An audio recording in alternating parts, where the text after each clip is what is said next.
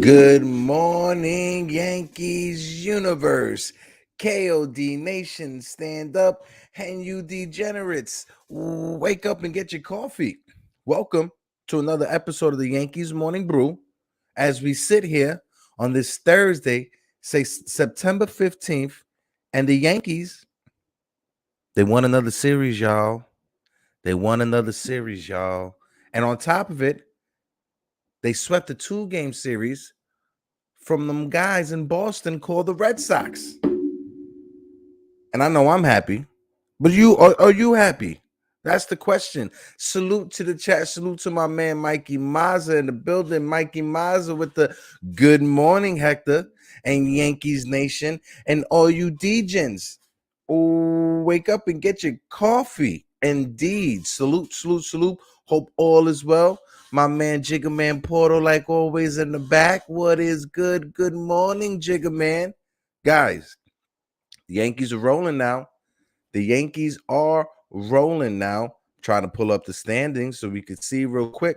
But the standings in Major League Baseball, especially specifically in the AL East, is looking pretty good. Right now, the Yankees are sitting 87-56. They got a 6-game lead on the Toronto Blue Jays, who beat the Tampa Bay Rays yesterday. So while the Rays and the Blue Jays are beating themselves up, we sit perfectly fine as long as we can win our games and do what we got to do. Like I said, Toronto is 81-62, 6 games behind us. Tampa Bay is 79-63, 7.5 games behind us. So I know Yankee fans, especially in the early part of the season, were on a high horse. But once August came around and the injuries came and we were hit with that injury bug, I felt it. I know a lot of fans, they didn't have faith in this team. Rumors going around, everybody trying to figure out who to blame. You know, Aaron Hicks is the pariah right now because Aaron Hicks, for some reason, he can't catch a ball. That's his problem. He can't catch a ball to save his life nowadays. But, hey, we're not going to beat up on him that badly. Do have a special episode today.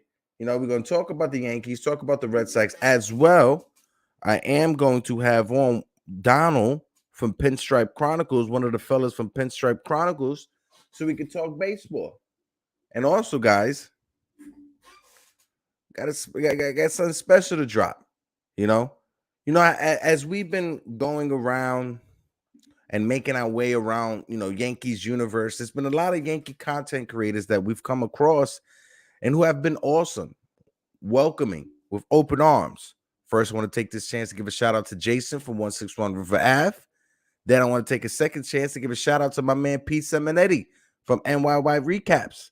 And as well, next week, we'll be having on Derek from NY Recaps, Pete Simonetti from NYY News.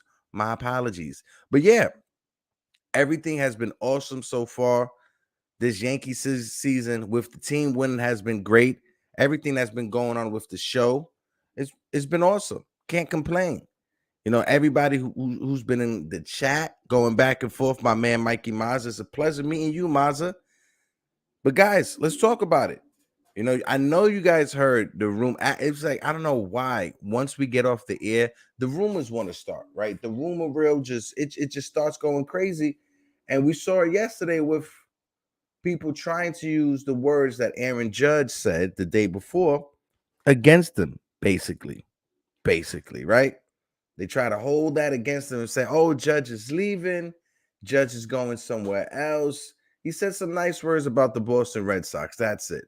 Now, Is he going to sign with Boston? We don't know. Now, does Boston have the money to sign him? Honestly, I don't think so. Because if Boston had the money to sign him, right, they would have used that money to retain and re-sign Mookie Betts. But they didn't. They traded him to the Dodgers, and they allowed the Dodgers to give him that extension. So just me personally, I feel if the Red Sox were going to spend the money it's going to take to re-sign Judge, right? I mean, to sign Judge, they would have used that money to re-sign Mookie Betts. If I'm off base, you guys just let me know in the chat down below. Just let me know in the chat. But we got a game to go over. So let's go over it real quick, right? Let me start off with the Yankees because, you know, we always start off with the winning team first. Let's start off with the winning team first. So these Yankees, as soon as it pops up, these Yankees last night, the lineup was almost the same. You had Aaron Judge leading it off in center field. He was 1 for 4. Giancarlo Stanton, a DH. He was 1 for 5. Gleyber Torres, it's a Gleyber day. You guys saw Gleyber at the stadium. He was like, come on. Gleyber Torres is starting to turn his season around. First half of the season, you could argue that he was a borderline all-star. Soon as the trade deadline came and the rumors came, I don't know if it affected him mentally. But ever since it turned into September, Gleyber Torres has turned into a different hitter. But Gleyber Torres was 3 for 5 yesterday. Should have been 4 for 5. Should have been 4 for 5 if you ask me. Josh Donaldson, the third baseman, was 1 for 5. Oswaldo Cabrera in right field was 1 for 5. Isaiah Kiner-Falefa, the shortstop, was 1 for 3. Marwin Gonzalez, he did have an error, but he was at first base. He was 0 for 3. Jose Trevino, our amigo, who was slumping for a little bit, but even Jose got into the game a little bit. Jose was 1 for 4 with an RBI double. Nasty Nestor Cortez was nasty again. He pitched 5 innings, 3 hits, 1 run, 2 walks, 7 strikeouts. You saw a little herky-jerk motion he has on a mound. And I think right now, like we talked about it, these starts that Nestor have going 4 innings, 5 innings, this is all to make sure he's good for when the playoffs comes around, right? You had Clark Smith coming after him. Clark Smith, he pitched 2 innings, no hits, no runs, no walks, 3 strikeouts. And Jonathan Lasagna, if it wasn't for that error, I honestly don't think, he should have been charged for an earned run. But Johnny Lasagna has turned it around. Jonathan Lasagna, Loizaga, he pitched the inning, 3 hits, 1 run, no walks, no strikeouts. Those 3 hits, granted, they were bloopers. They were bloop hits. Opposite field hits, right over to the left side in the vacated spot because of the shift. A little blooper here and there. That's what happens. I'm all right with that because they weren't home runs. I'm all right with that because they weren't 2-run bombs, 3-run bombs. So I was all right with that. Clay Holmes came in afterwards. Now, this is where I start to get shaky. Clay Holmes pitched the inning, gave up a hit, he gave up a run, and he had a strikeout. He did get the save, but Clay Holmes, it's like he's been coming in and he's been giving up at least 1 run in each of his last few appearances. That's a bit scary for me. I honestly would like Clay Holmes to round back into form what he was at the beginning of the season before anything. Let me bring up the Red Sox right now. Real quick, let me just go over this real quick because I got my guy backstage. Hold on. Boom, boom, boom. So over to the Red Sox, ain't nothing really, to cry, to put your hat on, to get super excited with this team. But the Red Sox, that Tommy Pham leading it off. He didn't punch nobody in the face, so I guess that was a win. Tommy Pham was 1 for 4. Verdugo in right field was 0 for 3. Xander Bogaerts, the shortstop, was 1 for 4. Rafael Devers at third base was 1 for 4. JD Martinez, the DH, he was 0 for 3. Rob Refsnyder, former Yankee, by the way, in center field, he was 1 for 2. Carlos Arroyo, the first baseman, was 0 for 2. Kike Hernandez, the second baseman, he was 0 for 4. And Wong, the catcher, was 1 for 2. When you look over to the pitching side of the thing, you got Brian Bello. He pitched 5 innings, 6 hits, 3 runs, 1 walk, 6 strikeouts.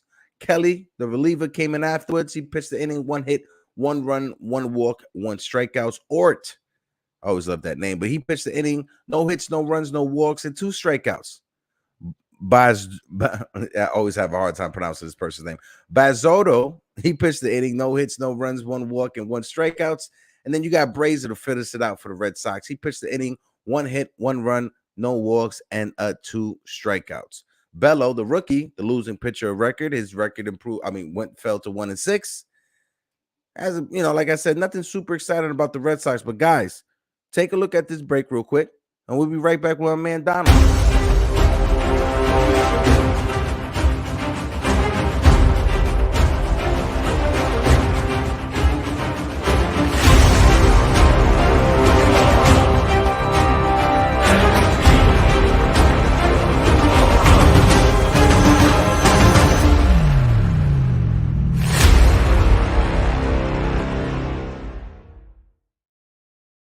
My man Donald, good morning, brother. Hope all is well. How you doing today? What is up, brother? Loving the introduction, man. That's banging. I'm loving, loving the graphics and the sword and stuff. Yeah.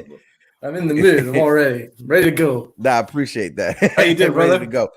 I'm good, man. Just here, sitting nice after the Yankees were able to win 3 series in a row. We're on a little winning streak right now, so I'm sitting good, bro. Yourself?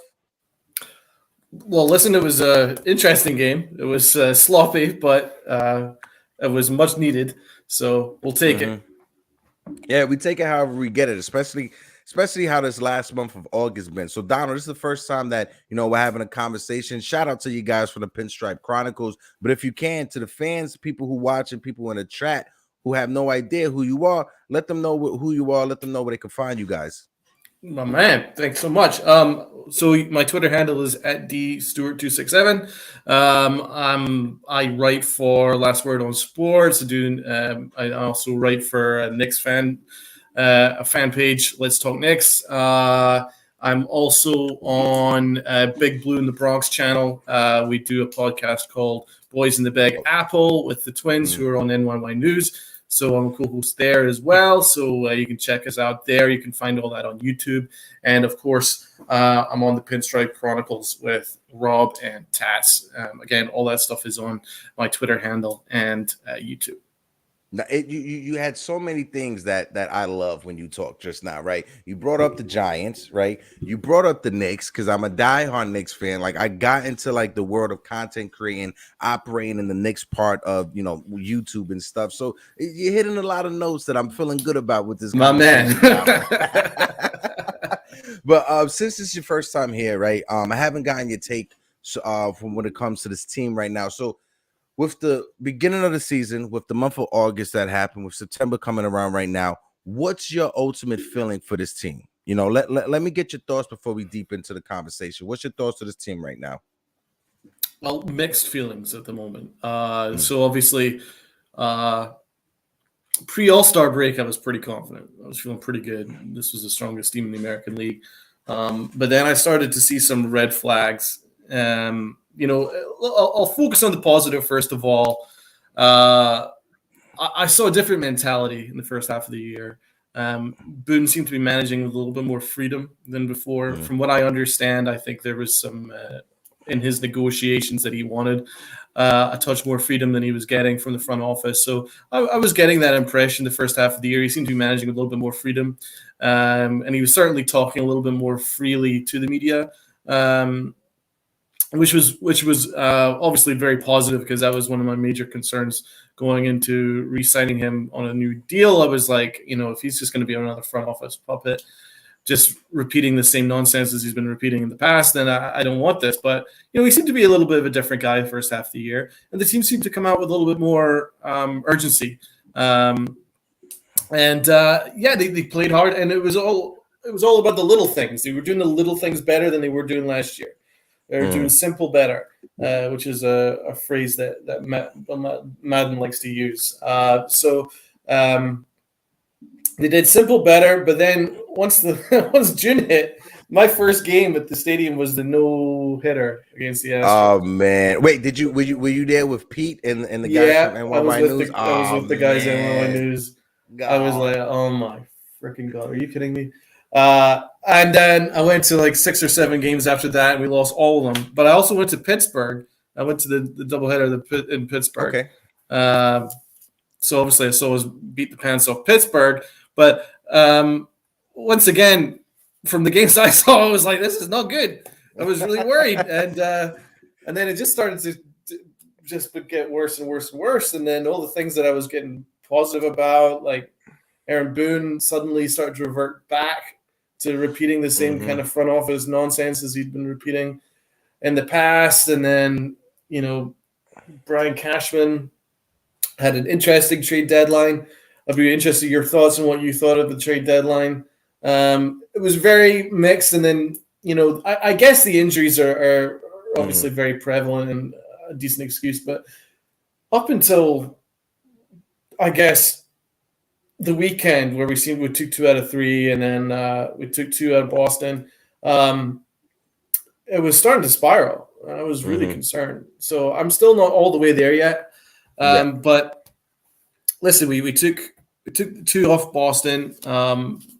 We took it kind of like we stole something. Get out of Boston like we stole something, man. Exactly. We stole both those games.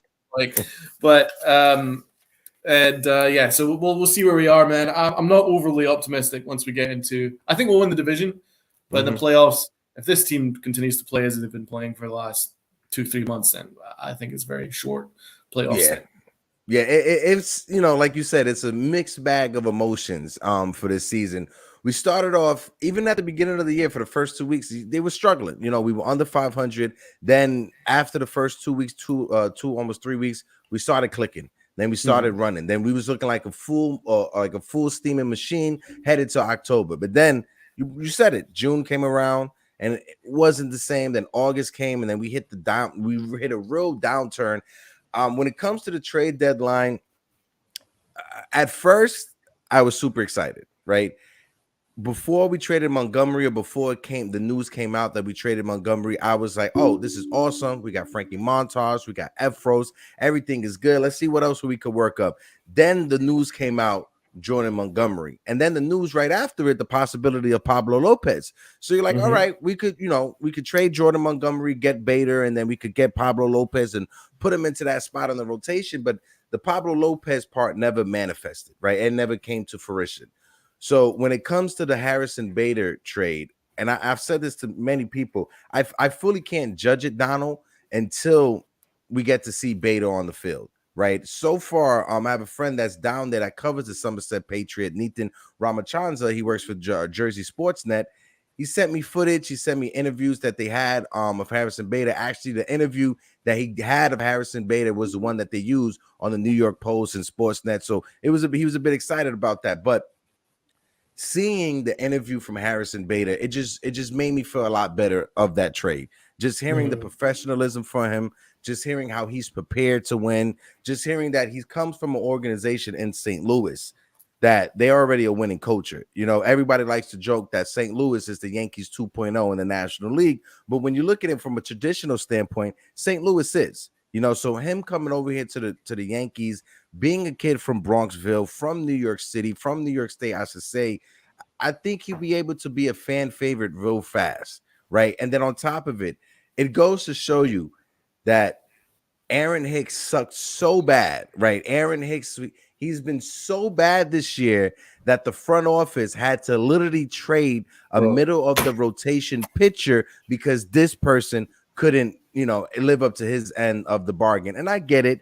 There was red flags, and Brian Cashman, he's made some moves that we question, last year's team. We could just talk about last year's team before we continue. Last year's team, we started the season with Brett Gardner as our left-handed a power hitter in the lineup. Let that sit in before anything else. Then it was Odor.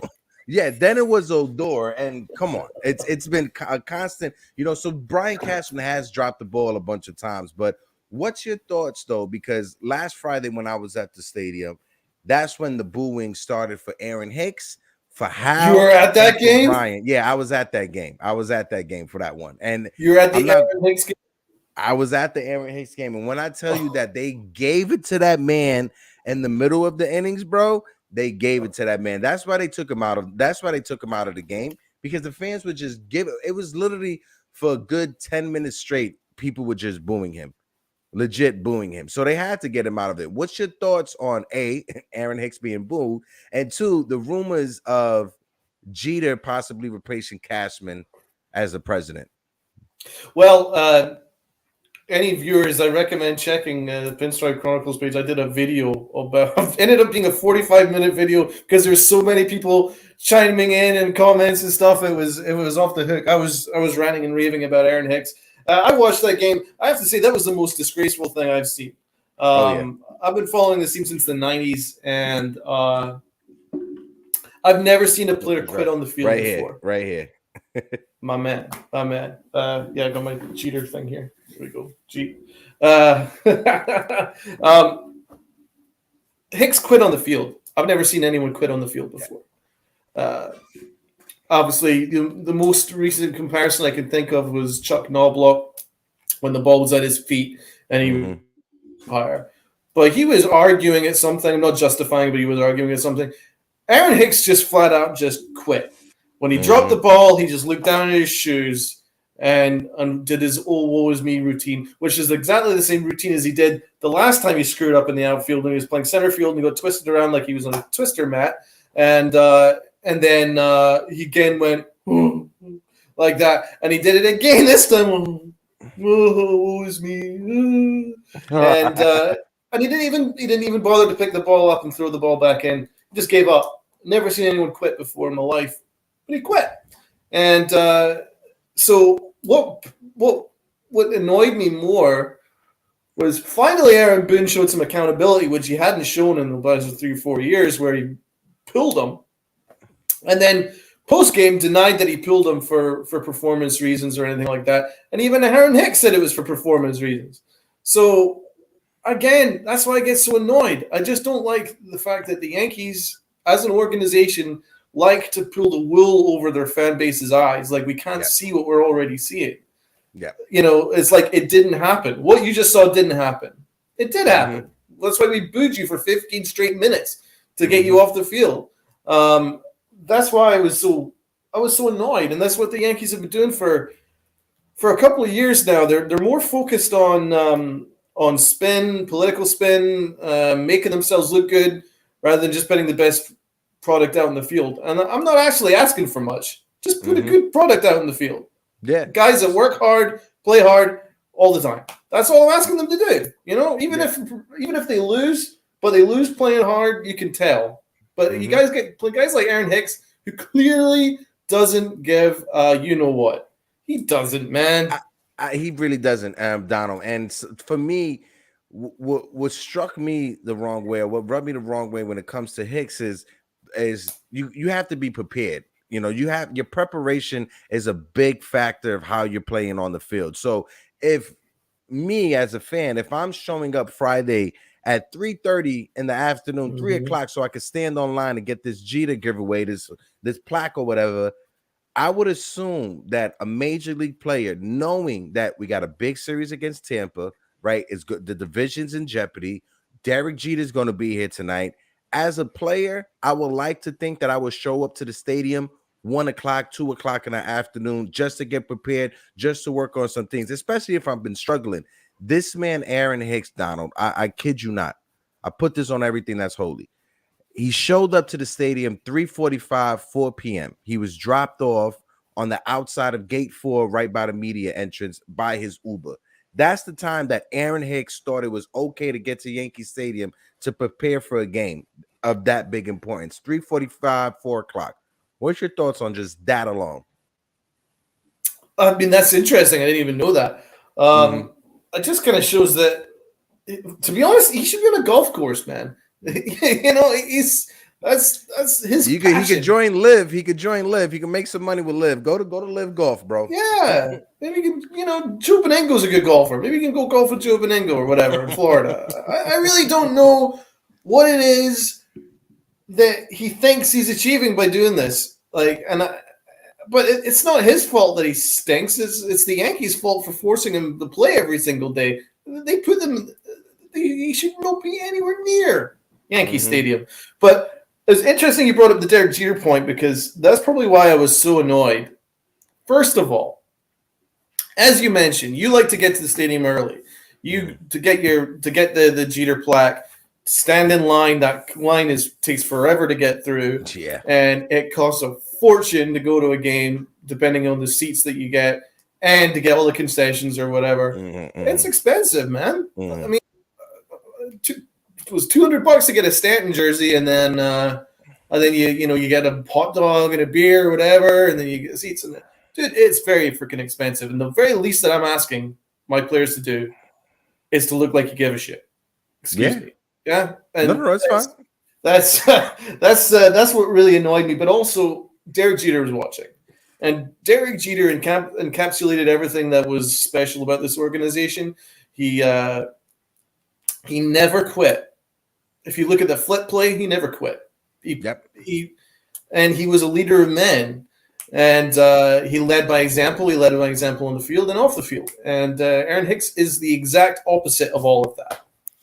So I thought it was embarrassing that they played like that in front of Derek Jeter. And I'm still not completely gone over that game because everything that's kind of wrong with this current team was all kind of came to a head on Friday. And it must have hurt for you, man. You were sitting there watching that. Oh, yeah.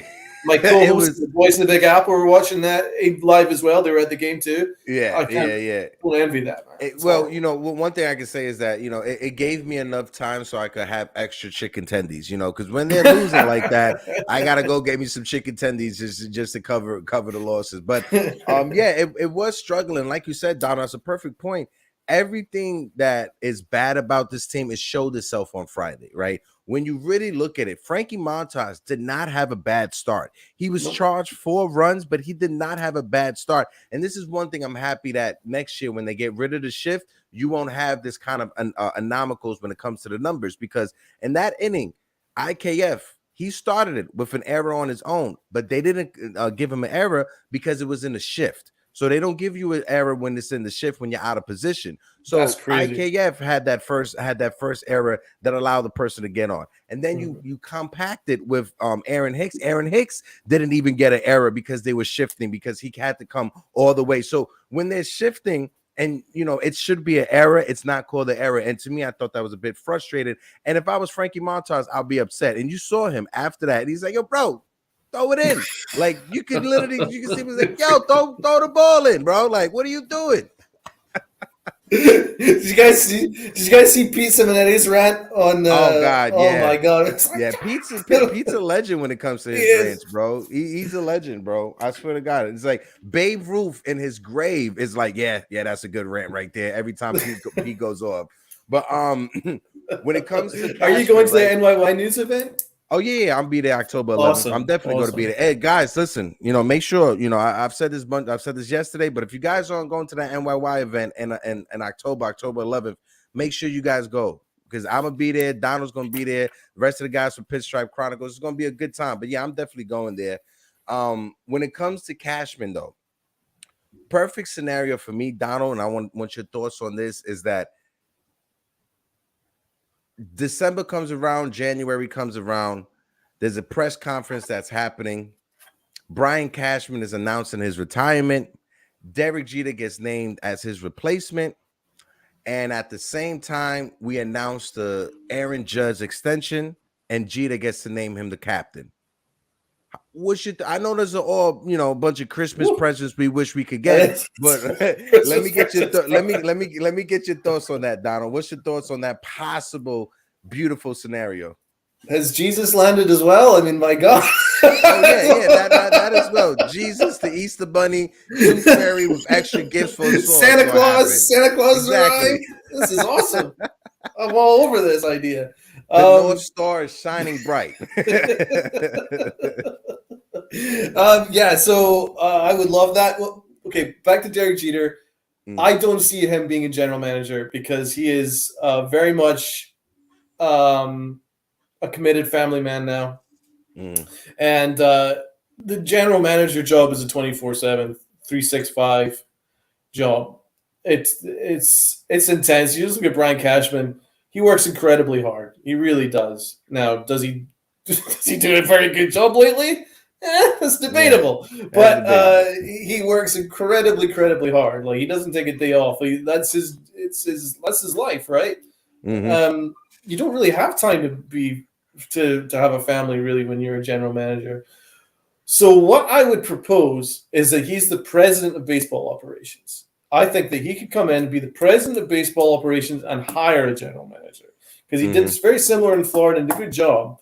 With obviously a completely different Hmm. scenario Hmm. over in Florida where you're not allowed to spend any money, so he had to clear a lot of salary and then start right from scratch. But he brought in Kim from the Yankees Hmm. front office, and he brought in a lot of really good guys from the Yankee front office. A lot of he talent scouted them and brought them to Florida. And to be honest, right, he got a bad rap because he did a good job, man. After the Yeah. first 2 years, it was looked a little shaky, getting rid of Stanton and stuff. Um, it really came to fruition. And a couple of years ago, they made the playoffs in the shortened Yeah. season. So I mean, the only reason why he left is because the owner kind of messed him around financially, Hmm. not giving him any money to spend. So I think he'd be excellent as a president of baseball operations.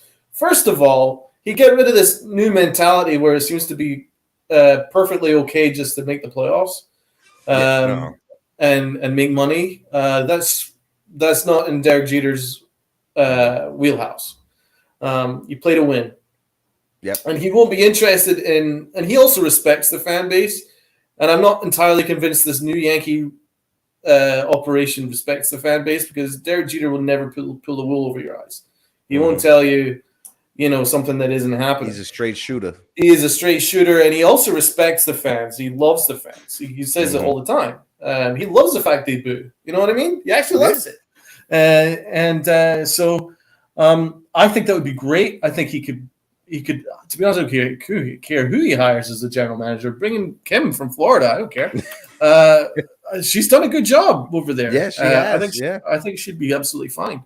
And then the manager situation, well, that's fluid. I mean, I think Aaron Boone's done as good as you could ask considering what's going on this year. Hmm. Cashman didn't really put together a Yeah. great roster for him, and Aaron Judge is just carrying the team by himself. Hmm. Um, I don't really blame Aaron Boone too much this year. I had last year. I think he did a terrible job last year. Absolutely atrocious job last year. Yeah. But this year, I think he's done a fairly good job. He's The only he's thing I he's. could criticize is Mhm. the effort up until maybe these last 4 days, where it's gone a little bit better.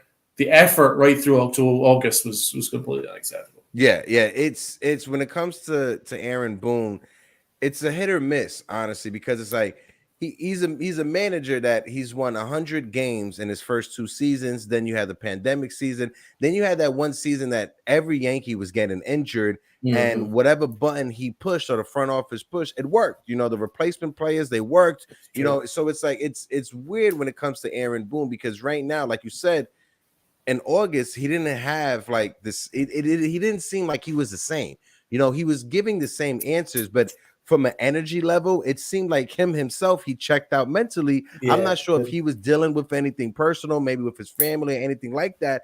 But I'm used to Aaron Boone having that positivity, right? Having that, all right, even though we just lost 10-0, I'm gonna still give you a good answer and spin it a perfect way. It seemed like he got tired of the nonsense. It seemed like, and I joke about this, it seemed like he was Danny Glover in Lethal Weapon. He just got too old for this shit. So what happened? What happened? He got too old for this shit. So what happened was at the end of August, it just meeting after meeting, he just got enough of it. He said, "Listen, this is on you guys. Whatever happens, this is on you. This is your legacy." And the players, I'm not sure if they responded that way positively, but it seemed since September 4th, the Yankees are 8-2 since September 4th. So There whatever you he go. did, whatever happened, it's working right now because the division lead, it's 6 against Toronto, 7.5 against Tampa. And right now is a perfect time because they got a 5-game series. They just played. I mean, yeah, the 5-game series. They just played the first 2 games the past 2 days. They got another doubleheader today and then another 2 games. So they're in a bit of a little tight schedule themselves, Toronto and Tampa. So I think we're good, when it comes to the division. Oh yeah, I think so It's too. just it's just Donald, when it comes to the playoffs, I'm not too sure. right? We got so many players coming back. What can we expect from them? We got Bader coming back, right? Possibly Matt Carpenter, but then you don't know about Matt Carpenter because that's a 36, 38-year-old man who broke his foot in the middle of the season. So you're not sure if his timing is going to be back. What should we Yankee fans expect from the players that are coming back going down the stretch? Donald, what's your thoughts on it? Well, the Yankees could turn it around. Fully healthy. Mm-hmm. You know, you got Rizzo due back. Mm-hmm. Rizzo Stan is yep. still working himself back. Obviously, he had the golden sombrero last night, but he did also tattoo a ball off the wall. So that's a positive. He had a couple of home runs prior. Gleyber Torres is finally coming out of his summer-long slump. You can see that he's coming around because he's hitting the ball the other way. When you know that when Gleyber Torres is hitting the ball to right center, that is when he's starting to see the ball, and he's also not just doing this uppercut swing, trying to hit for the fences all the time. Because that's his best ability, man. He can hit all over the field. Yeah, and I also think that that's another front office thing where they're very obsessed with all the metrics in terms of hitting the ball out of the park all the time. But Gleyber Torres is a guy that if you just allow him to hit the ball the other way, you're going to get the best Gleyber Torres. So let's work under the assumption that Gleyber Torres is out of the slump and he plays as he did at the start of the year. Go Rizzo coming back. Rizzo's a huge plus because he's a Gold Glove first baseman and he's second in the team in home runs. DJ LeMahieu is another thing, man. How's his foot going to respond? If his toe kind of calms down a little bit and allows him to get a little bit more motion in his swing, because from what I read, that foot completely restricted the way in which he could drive the ball through his legs. He was completely unable to basically move his foot, and that's why he was only hitting singles, and he wasn't getting a proper swing. So if that gets better and he can start swinging, because I believe all his hits have just been singles basically since like the All-Star break. So yeah, he hasn't had an extra base hit ever since that toe exactly. injury first popped up. So yeah, because it's restricted his swing entirely. So let's say he gets back a little bit better, then you've actually got a batting order, and then you're not even including Bader, who is a Gold Glove center fielder. Thank God. Yeah, thank God. And means less Aaron Hicks, hopefully none. And you know, things could look a little better because don't know what. Another thing is Benintendi. That's been a big loss. Yeah. I really advocated for the trade of Benintendi. I wanted Benintendi in the offseason. So when we got him, I was delighted. I wasn't happy with the way they've used him though, batting him 6th and 9th. Yeah, that made no sense to me. No. Don't put him at the top of the lineup. He is a table setter, man. Yeah, it's like they need to stop thinking they're the smartest people in the room. He is a table setter. He's not a 6th hitter. He's a dude that needs to be in the top of the lineup with his speed and with his on base percentage and all that stuff. He's not the type of versatile hitter that DJ LeMahieu is, because DJ LeMahieu could basically hit wherever he wants to hit because he's just that kind of hitter. But Benintendi is at his best at the top of the lineup. If you move him down, he doesn't have the slug or the power to be much use in the middle or the bottom of the order. So I didn't understand that, but he's really good up at the top. Hopefully he comes back. I don't know what his status is. He doesn't know. So yeah. And then Matty Ice was probably the find of the season. So if I was to give Cashman his flowers, it was bringing in Matty Ice, and Matty Ice is incredible. That really, really killed this lineup because one of our big problems is the lack of protection after Judge and Stanton in the lineup, and he provided that, and it's been a big loss. But if you can get a couple of those guys back, health permitted, then suddenly there's some depth to this lineup. And we're not even getting to guys like Cabrera, who's been a real plus since coming up. And, he's been phenomenal, yeah. He's been phenomenal. I've always been a big fan of his in the minors.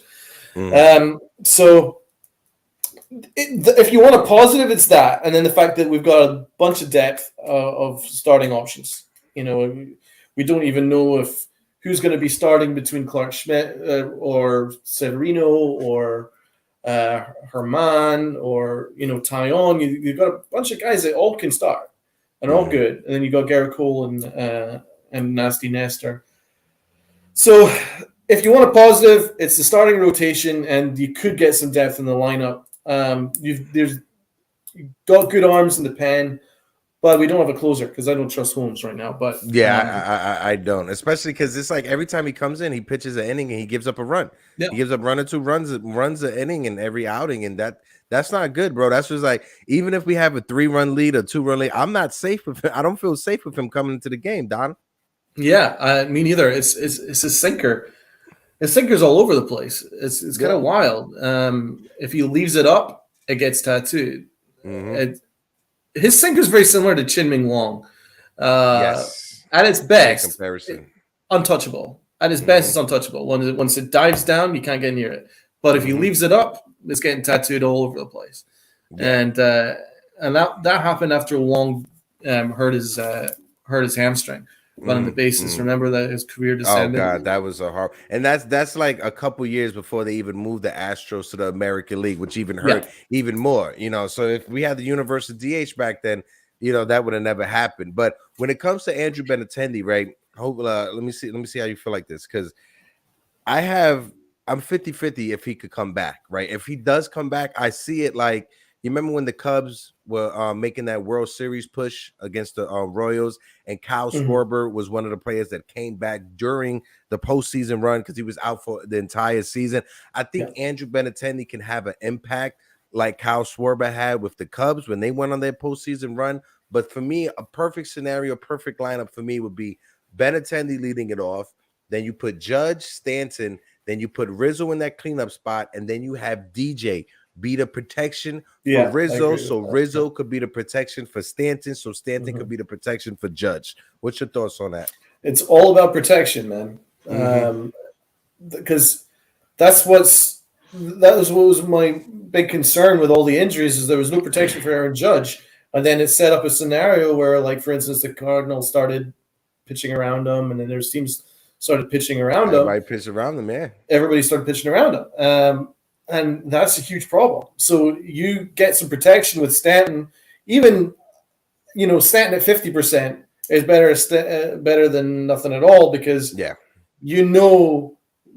you can't pitch around Judge to get to Stanton anymore. So that protection's added. So that's huge. So yeah, I completely agree with you. And you also brought it up there. Like, LeMahieu is versatile. He can play anywhere in the batting order and be DJ. He's just for me, he's one of the best pure hitters in baseball when he's fully healthy. I absolutely adore the guy. That's why I don't think Benintendi is that type of hitter. I think Benintendi is more of a guy that needs to be up at the top of the order, like a Johnny Damon, a guy that sets tables, and he's all about contact, not too much power, but up at the top of the order, you don't really acquire power. So I think he'd be great there, and I think it's a great idea, man. I'd be absolutely on board with that. Bader. I've not mentioned Bader yet. It's the only way we can justify the Montgomery deal, but I didn't hate the Montgomery deal at the time. I thought that a guy who's going to be your, borderline fourth starter, if you get an everyday center fielder, I can understand that. But it all depends on Bader. If Bader's healthy, then I can make sense of it. If not, then it will continue to be a problem. Especially when you look at the Jordan Montgomery trade, right? It's not like Jordan Montgomery, before we traded him, was pitching lights out with us. He had like 4 starts in a row where he was blown up. He got blown up when he pitched against the Mets. He got blown up when he pitched against Tampa, and he got blown up when he pitched against Toronto. So he got blown up against the Royals, because I was at that game. That was his last start against the Royals as well. Yeah, I was there for the Royals game, but it was the old timers game. I was there for that game. Right, the one that was right before the one that you're talking about. Yeah. So yeah, he was pitching bad with us, but want to just steer it over this way. I just want to get your thoughts on this real quick, because this was something that was buzzing, especially over the past couple of days. But I want your thoughts when it comes to this conversation. When it comes to the American League MVP, Ohtani and Judge. Obviously, Judge is our guy. But give me your thoughts on it, Donald. What are you and the guys for the Pinstripe Chronicles? What are you thinking about this conversation? There is no argument. Of course, he's the MVP. Because I could sum it up succinctly. Look at his WAR. His WAR is better than Ohtani's, and Ohtani is an elite pitcher and elite hitter, but his WAR is still no better than Aaron Judge. Aaron Judge has 57 home runs. The nearest Yankee is 30. He has basically double the home runs to everybody else in the American League. He plays a Gold Glove right field / center field, and he's a Triple Crown candidate. There is no argument to be had, and he is taking this Yankee team kicking and screaming to first in the division, which it has no business doing. If you look at the way that they played for apart from when we just started the year like gangbusters, basically from June onwards, they've been a shit salad, apart from Aaron Judge just going absolutely insane. I have never seen one guy carry a team before. Baseball is the ultimate team sport. Mm-hmm. And it's very difficult for it to just be a one-man show. Like, for instance, thinking back, Barry Bonds, he was carrying the Giants for much of the time, but that was a long time ago. I can't think of another occasion where one guy has just single-handedly carried a team for it to be this successful. You've maybe seen one guy carry them to maybe a wild card or something, but to first in the division, I can't say enough about Aaron Judge. And Ohtani is elite, right? I love Ohtani. Ohtani's awesome, but there's no question who the MVP is. And if anyone actually tells me that anyone other than Aaron Judge is the MVP, you don't deserve to have a voice on social media, because it's just crazy, in my opinion. Like there's no argument to be had. Because Donald, right? It's called most valuable player, right? And I said this with Pete when I had a conversation with Pete. If somebody wants to make a new award that gives it to the best overall player in both leagues, we can have that conversation. This is not taken away from Ohtani. Like, Ohtani is probably the most talented and best player in baseball overall. But the fact that he's playing on a losing team that's not competing for anything does not give you, the opportunity to win MVP. Now, if you want to say Ohtani was batting 360 with 40 home runs, 120 RBIs, and pitching the way he is, absolutely, hands down, there's no conversation about it.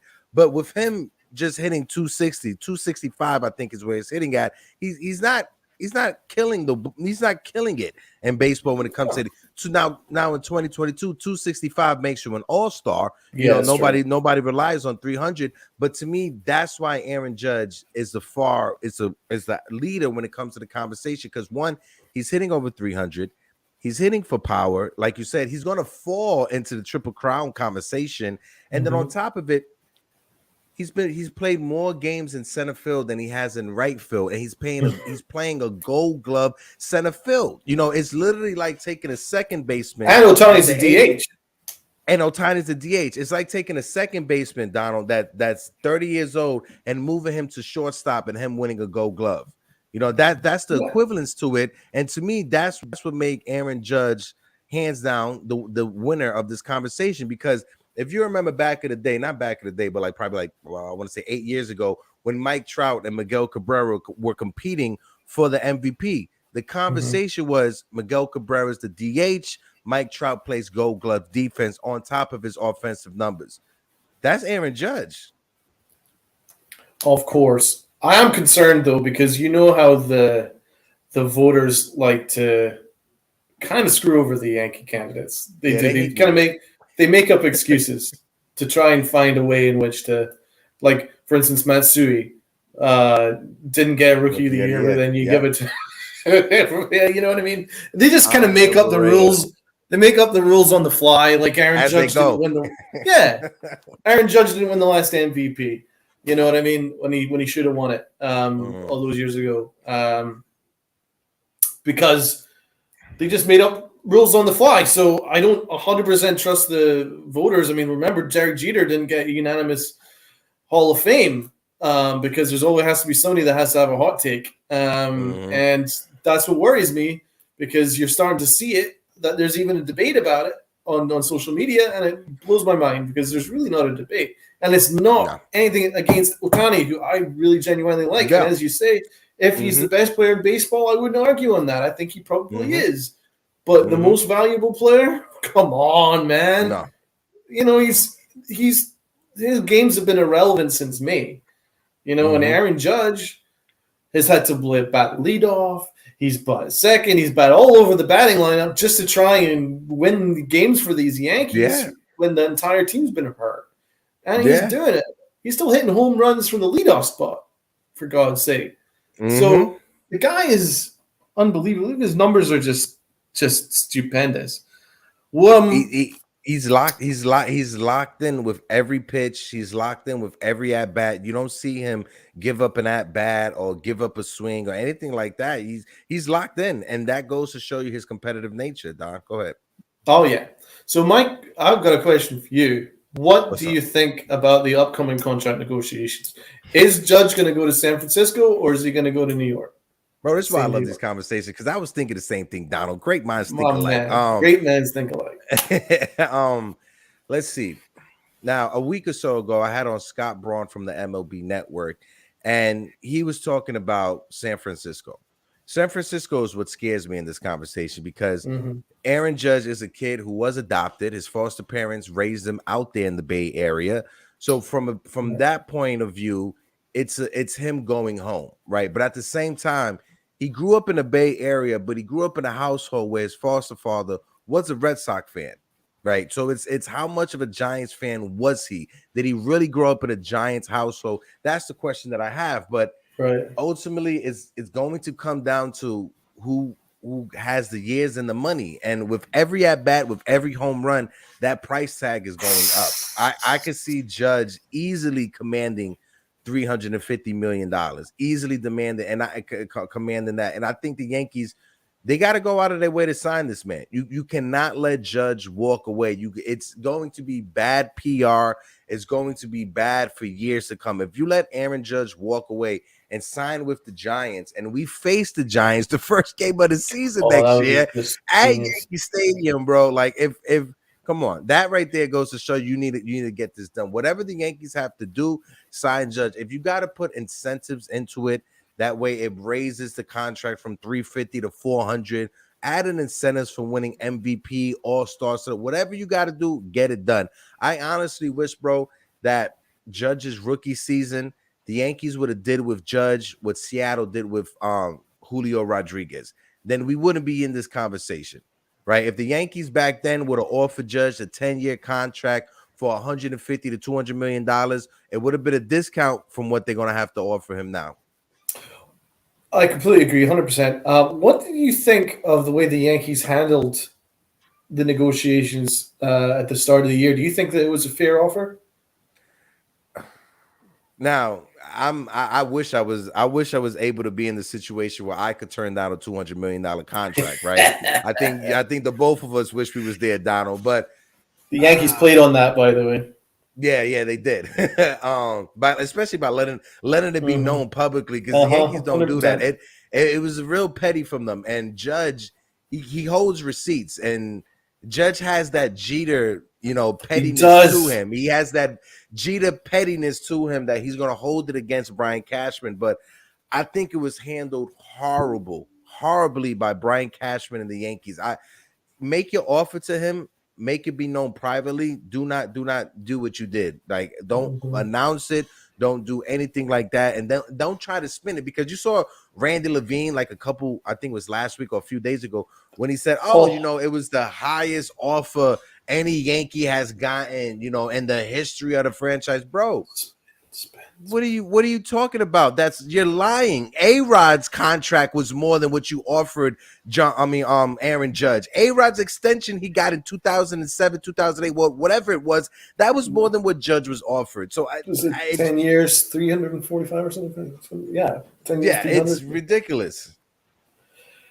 100%. Because remember, the Yankees, that's why I'm never going to let the Yankees off the hook with this. And say he goes to San Francisco, right? Say the Yankees offer him $35 million per year, but he still leaves, right?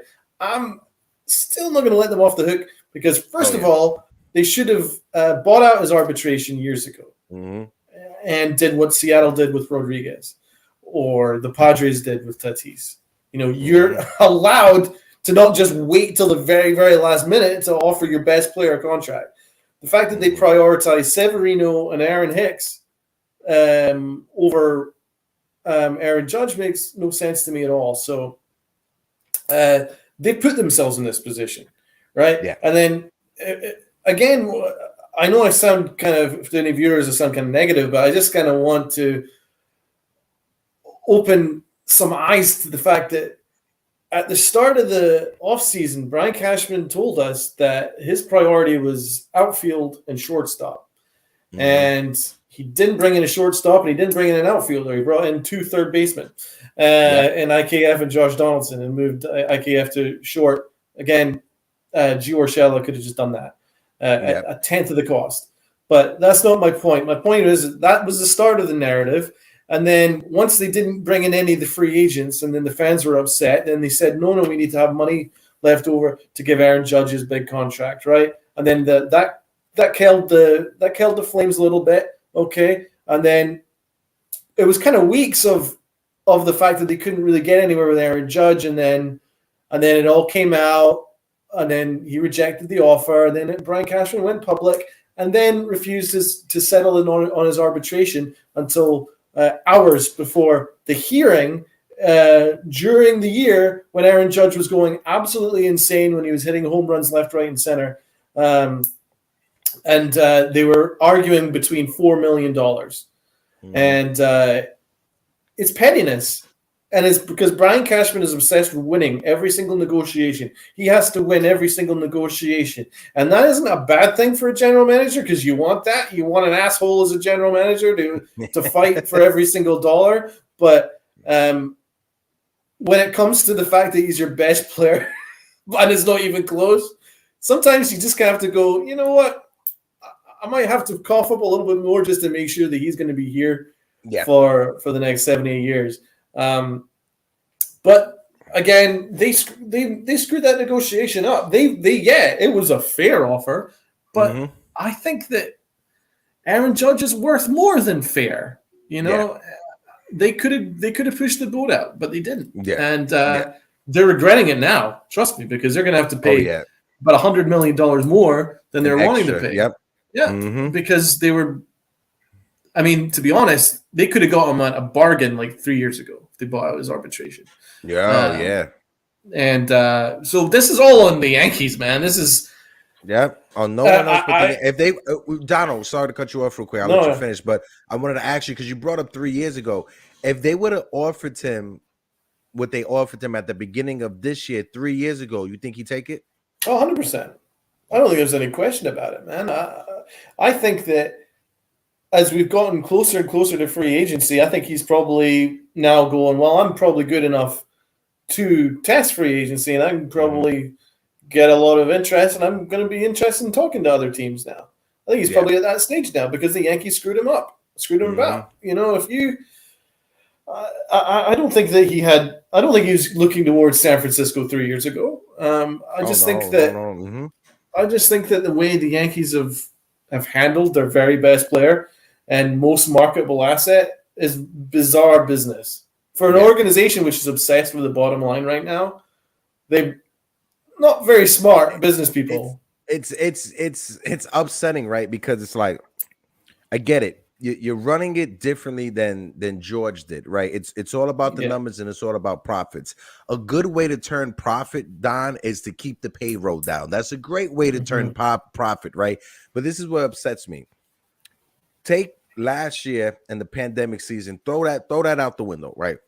The Yankees had 8 straight years of 600 million plus when it comes to revenue. Now, when you talk about this revenue, this is after bills were paid. This was after salary were paid, right? This was after all the bills, everything was paid, right? So 8 years of 600 million plus, and you guys want to talk about financial restrictions, and this is not even including the TV and the streaming deals. So you could just imagine what those TV contracts and what those streaming deals are. The Yankees are the second when it comes to most valuable sports franchise behind the Dallas Cowboys. The Yankees are right there at number 2. They're number 1 in all of baseball. The Yankees payroll, I'd argue they're number 1 overall. I think the Yankees are the biggest franchise in the entire world. They're the most I could say recognizable, but the Cowboys, Jerry Jones, he's very, tricky when it comes to economics. That's why he's able to pull that off. But when it comes to the Yankees being the most recognizable, I agree with you there, Donald. They are the most recognizable in the world.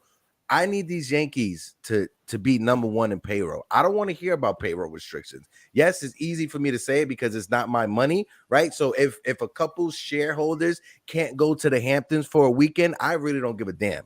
We need to spend what we got to spend to re-sign Judge, to go out there and put a competitive team on the field. No more bargain bin hunting. No more I'm going to try to get a superstar who's on the decline. Hopefully I could get no more Josh Donaldsons.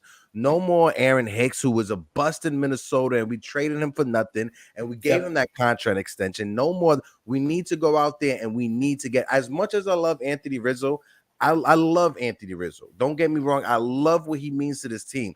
But Anthony Rizzo, he is not a true number 3 hole hitter. The production that Anthony Rizzo is giving us is the production of somebody that hits in the 5th spot or the 6th spot, not the 3rd spot in the lineup behind Aaron Judge right before Giancarlo Stanton. The Yankees, they should have went out there, spend that money on Freddie Freeman, do what you have to do to get, because if you think about it, if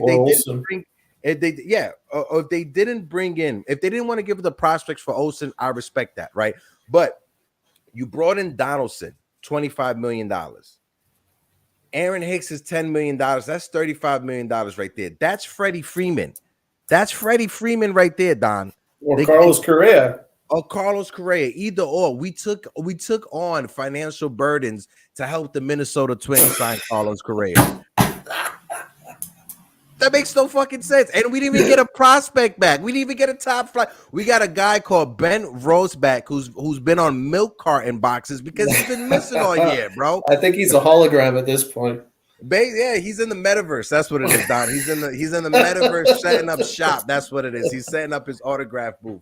Don, I got a few more minutes, bro, because I don't want to keep you here all day. But my man, I love this conversation, Don. I want to have this as whenever you want to come on, you're more than welcome to come on. Anytime any of the fellas from the Pinstripe Chronicles want to come on, you guys are more than welcome to come on. There's an open door policy. I keep an open door policy with my guests here. Whenever you guys want to come on, you're more than welcome to. Even if you're not scheduled and you pop in, you're in the chat, yo, heck, let me come on. You're more than welcome to come on, Don. That's a pleasure, man. I could talk all day. This has been an absolute blast, man. Yeah, for sure. Definitely have to have you guys on maybe on the Boys in the Big Apple podcast. Yeah. That we have One night, and also as well, the Knights of Dejan channel, the channel that I'm on, it's not just the baseball channel, right? It has so many other things. The Knights of Dejan, if you didn't know, if the guys in the Pinstripe Chronicles didn't know, I'm gonna try to get my best spill on it. But the Knights of Dejan is an NFT project, right, that operates in the metaverse, just like the Bored Apes and just like many other NFT projects out there. What's unique about the Knights of Dejan is that the Knights of Dejan, it's a part of the Fan Control Football League. That's the amateur football league that T.O. was a part of. Former NFL players was a part of. Actually, T.O. was playing for the Knights of Dejan this year, right? So this year that just happened was season 2 of it. Season 3 will be coming on. I got Sir Coda in the chat. Knights put their Knights up, but season 3 will be happening right after the Super Bowl, right? So what it is, Don, so say like me, you, and the guys from Pinstripe Chronicles, we have ownership, or we have a part of the Knights of Dejan. Every week we get to draft our players. It's a fantasy style a league with actual amateur I'm obsessed players. with fantasy football. So you'll love this. And on top of it, every game we get to call the plays. We get to call the offensive plays. We get to call the defensive plays. FCF, the Fan Control Football League, is very offensive driven. So there's different rules in there than the NFL to make it more offensive driven. It's a shorter field, but at the same time, it's a good watch. It took me a while to like come around the idea, but as soon as I did, I fell in love with it. Right. So if you get a chance, go to the channel, see the other videos we got. We just had Tiki Barber on a couple days ago talking about football with one of the hosts. The Teak. Nice. Yeah, Tiki Barber was on the show. Our Deegan Huddle show is gonna have a rotating guest every week, so you may see a different NFL guest every week. So I'm just telling you, it's something to look out for. And love. What did you think of the Giant game week 1? Oh, bro, 1-0, bro. The Yankees are winning. The Giants are 1-0. Yes, Tennessee gave it to us because their kicker couldn't hit a goddamn field goal. But hey, I'll take it. A win's a win, baby. I was so emotional, man. It's been 6 years waiting for us to be above 500. Oh yeah. I mean, I'll never complain because Eli Manning gave me 2 of the greatest nights of my entire life and the most memorable ones of my life. But it's been a long, hard 6 years.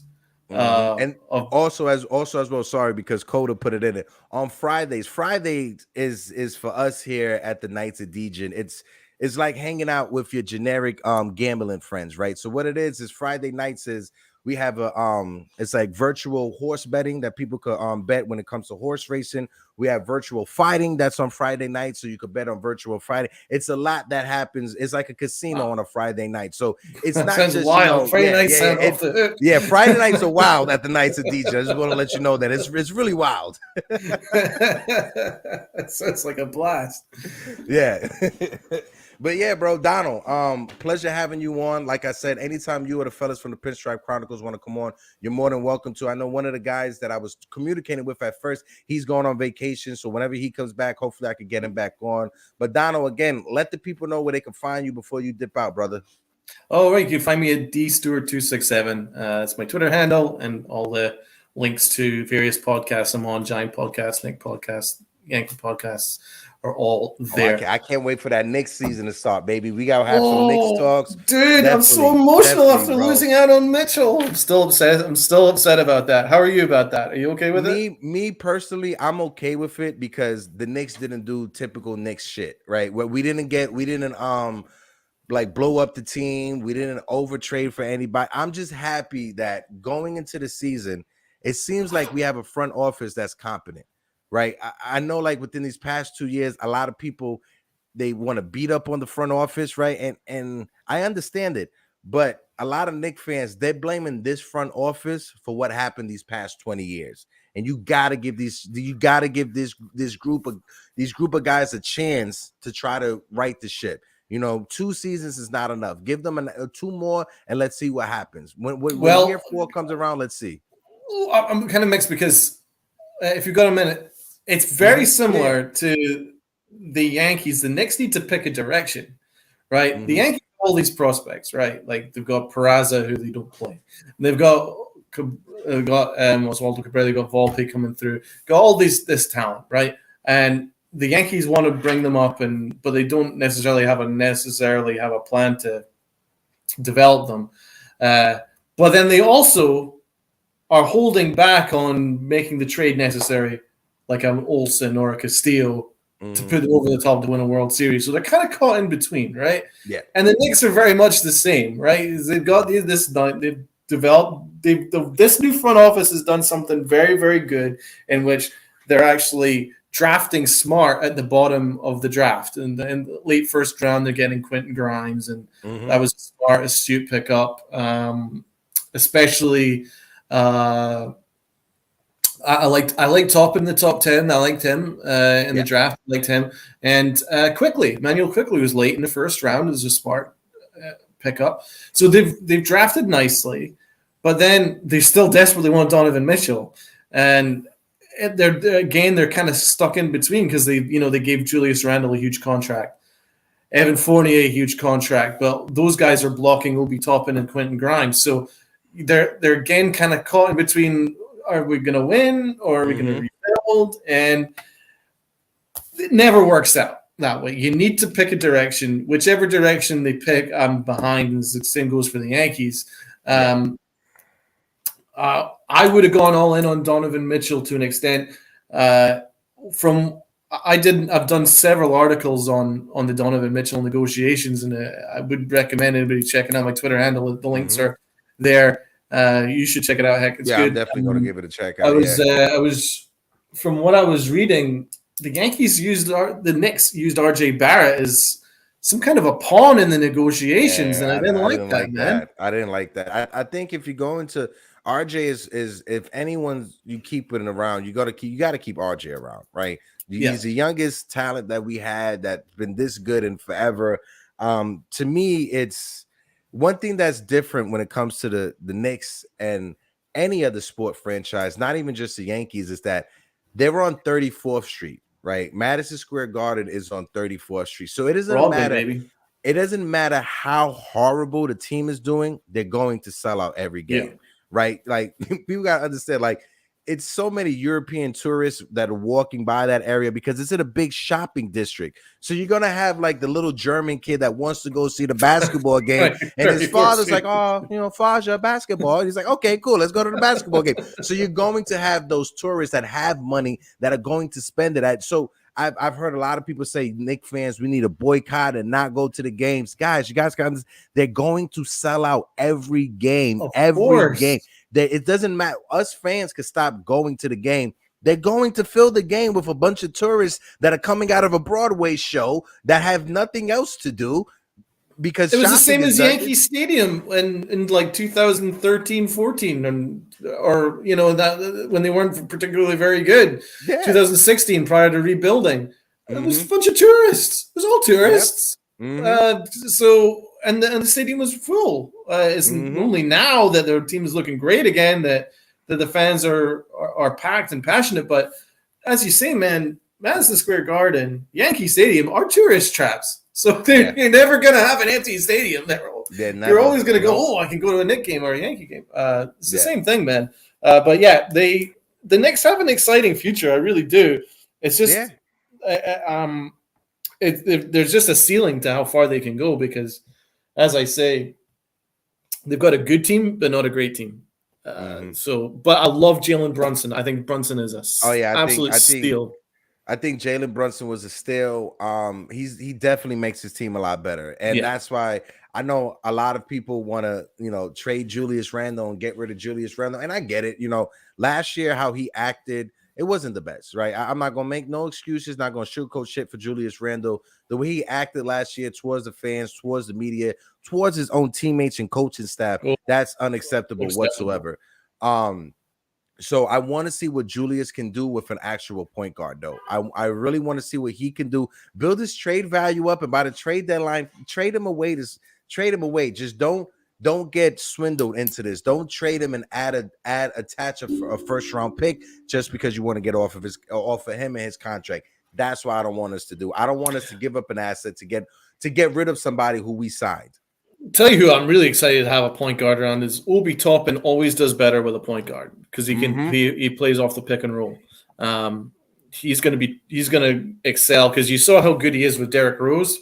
Yeah. So if you got Derrick Rose and Brunson getting serious minutes at the point, then you're going to see guys that play well off the ball to get better. So I think you're going to see guys like Quickly, and you're going to see like guys like Toppin and Grimes. Their games are really going to take off. So yeah, I think the Knicks could still sneak a 10th seed, but it hurts that my Westchester guy, because I'm a Westchester guy too, didn't end up in the Knicks, Donovan Mitchell. So that hurts. Ultimately it would have made a great story for us to have Spider Mitch in New York City. I would have loved it. I know Fat Joe is crying somewhere because he was betting his life that Donovan Mitchell was going to be a Knick. But yeah, bro, Don, great conversation, bro. Like I said, we can go on this for hours, bro. Like I said, anytime you want to come back, and vice versa. If you need me to jump on, I'll jump on to talk, whether it's Yankee or Knicks, whatever you want to do. That sounds awesome, man. Well, thanks so much, guys. Thanks so much for watching, and we'll catch you next time. Later, Don. Appreciate you, brother. That was my guy Don from the Pinstripe Chronicles, my man Donald Stewart. Guys, if you guys can follow Don on Twitter, please go follow him on Twitter. Check my tweets because right after this show, I'm going to retweet the clip of this with his Twitter tag in it so he could tag him on the video. But yeah, It's been another episode, another great episode of the Yankees Morning Brew. Like I said, we building it up. You know, we going out there. We having different conversations with different people from the Yankees universe, different content creators. But yeah, I want to give a quick shout out to the chat. Like always, my man Mikey Mazza, Michael, my man Mike, salute, brother. Thank you for coming through like always. And of course, Sir Coda, my man, Sir Coda, salute, salute, salute. Throw them knights into the chat.